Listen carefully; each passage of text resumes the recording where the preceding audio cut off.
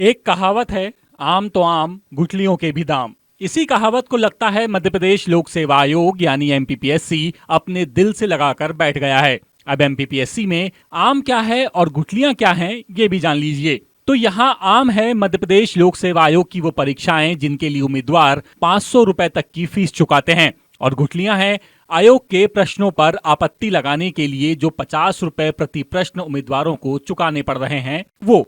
चलिए इस पर विस्तार से बात करते हैं। मध्य प्रदेश लोक सेवा आयोग ने राज्य सेवा और वन सेवा परीक्षा 2024 का प्रीलिम्स एग्जाम हाल ही में करवाया और इसकी आंसर की भी जारी कर दी। जिस दिन ये एग्जाम हुआ उसी दिन से इसके प्रश्नों को लेकर हल्ला मचा हुआ है। उम्मीदवार पहले 7 प्रश्नों को विवादित बता रहे थे, लेकिन अब द सूत्र को उम्मीदवारों ने जो मैसेज भेजे हैं उसके मुताबिक कुल 9 प्रश्न हैं जो या तो डिलीट होने चाहिए या फिर उनके सही जवाब बदले जाने चाहिए। लेकिन यहाँ हैरानी की बात तो यह है कि आयोग की गलती की सजा भुगत रहे हैं वो हजारों उम्मीदवार जो आयोग की परीक्षा में शामिल होते हैं। राज्य सेवा परीक्षा और वन सेवा परीक्षा 2024 के प्रीलिम्स की जो आंसर की जारी की गई है उसके 9 सवालों पर कई उम्मीदवारों को आपत्ति है। अब अगर आपत्ति है तो जाहिर है उम्मीदवार अपनी आपत्ति आयोग के पास दर्ज करवाएगा। इसी के चलते आयोग उम्मीदवारों से एक प्रश्न पर 50 रुपए की फीस वसूल रहा है।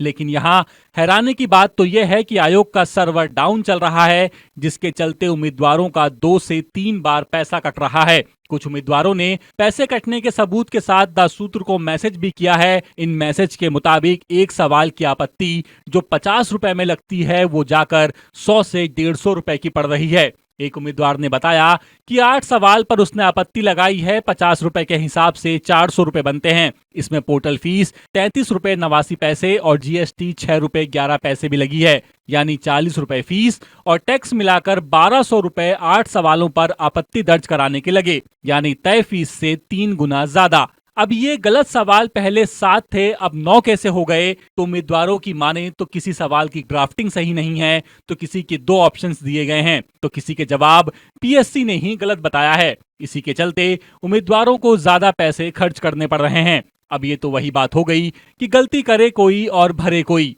अब चलिए ये भी जान लेते हैं कि वो 9 सवाल कौन से हैं जिन पर उम्मीदवारों को आपत्ति है। पहला सवाल है, किस मामले में सुप्रीम कोर्ट ने दोनों में संघर्ष की स्थिति में राज्य के नीति निदेशक सिद्धांतों पर मौलिक अधिकारों की व्यापकता की घोषणा की है।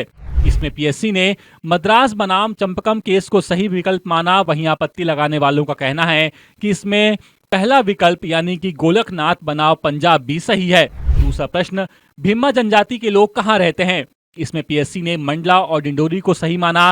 वहीं बैतूल और छिंदवाड़ा के विकल्प को भी उम्मीदवार सही बता रहे हैं। तीसरा प्रश्न कंप्यूटर से जुड़ा हुआ है, जहां भ्रामक ईमेल या टेक्स्ट संदेश के लिए इस सवाल के लिए पीएससी ने फिशिंग को सही माना, जबकि स्पैमिंग विकल्प भी सही बताया जा रहा है। चौथा सवाल, बिरहा किस आदिवासी जनजाति की महिलाओं का लोकगीत है? पीएससी का विकल्प है गौंड, जबकि जानकारों के मुताबिक कोल भी सही जवाब है। पांचवा सवाल है, क्षत्रिय वर्गों के उपनयन संस्कार में किस मंत्र के संपादन का प्रावधान किया गया है? इसका जवाब पीएससी ने विकल्प त्रिष्टुप को सही बताया। वहीं कुछ उम्मीदवारों का कहना है कि इसमें बी और सी गायत्री मंत्र और सर्वेशाम मंत्र भी सही विकल्प हैं। सवाल नंबर 6, वैधानिक तरलता अनुपात की न्यूनतम सीमा क्या थी जिसे भारत सरकार ने 2007 में संशोधित किया? इस सवाल की फ्रेमिंग गलत बताई जा रही है। इसमें संशोधन 2007 की जगह 2008 बताया जा रहा है। साथ ही जवाब 25% दिया गया है, बताया 24% जा रहा है। सातवां सवाल है, मध्य प्रदेश में आदिवासियों के लिए स्वरोजगार योजना किसके नाम से जुड़ी हुई है?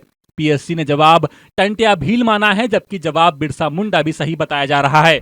सवाल नंबर 8 है, संविधान में संशोधन के लिए कम से कम आधे राज्यों के विधानमंडलों के द्वारा अनुसमर्थन की आवश्यकता होगी। पीएससी ने जवाब विकल्प डी, ऐसा संशोधन जिसमें 279 का परिवर्तन हो, जबकि उम्मीदवारों का कहना है कि विकल्प ए भी होगा जिसमें अनुच्छेद 53 की बात कही गई है। सवाल नंबर 9, सितंबर 2023 के अंत में सकल घरेलू उत्पाद में बाह्य ऋण का अनुपात क्या था? इस सवाल को गलत फ्रेमिंग का बताया जा रहा है, क्योंकि इसमें यह नहीं पूछा गया कि भारत सरकार की बात हो रही है या मध्य प्रदेश सरकार की। सवाल नंबर 10, एक प्रश्न था कि मध्य प्रदेश की पहाड़ियों की ऊंचाई के आरोही और अवरोही से जुड़ा हुआ, जिसे पीएससी पहले ही डिलीट कर चुका है, यानी इसके नंबर सभी उम्मीदवारों को मिलेंगे। यानी हमारा लोक सेवा आयोग 100 में से 9 से 10 सवाल गलत पूछ रहा है और फिर उन सवालों पर आपत्ति लगाने के नाम पर पैसा भी कमा रहा है। और ये पहली बार नहीं है कि पीएससी से ऐसी गलती हुई हो। पीएससी ने बीते कुछ सालों में 34 परीक्षाएं करवाई हैं। इसमें 4,350 सवाल पूछे गए और इसमें 135 सवाल थे जो गलत थे, जिन्हें डिलीट किया गया।